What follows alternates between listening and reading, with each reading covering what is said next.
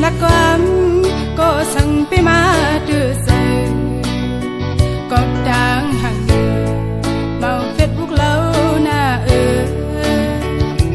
yam liều này mà bao bia là đồ phơi hồ sơ sai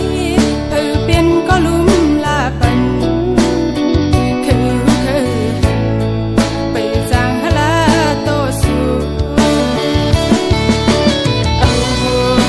เป็นแค่พังงอนสูคือย้อนถามอยู่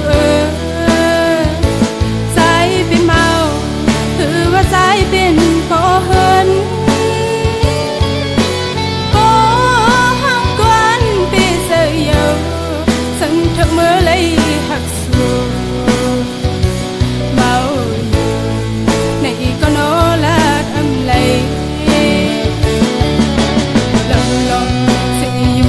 cô liều này lạc đôi phê đơn su hành chấp hàng su xăm dò xăm máu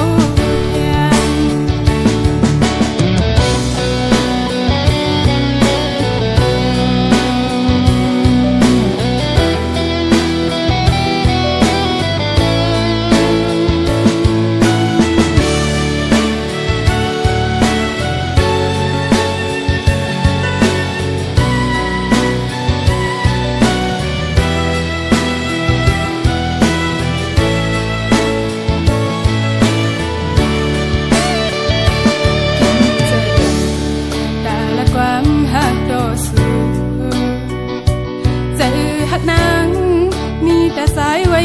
ก็ยากูดังหักสูเป็นลูกหญิงแล้วอ่อนเปิ่นกูป้องเจอ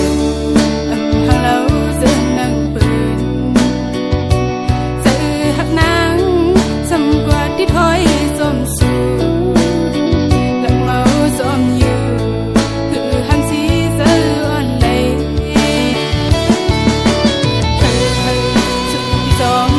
บองเส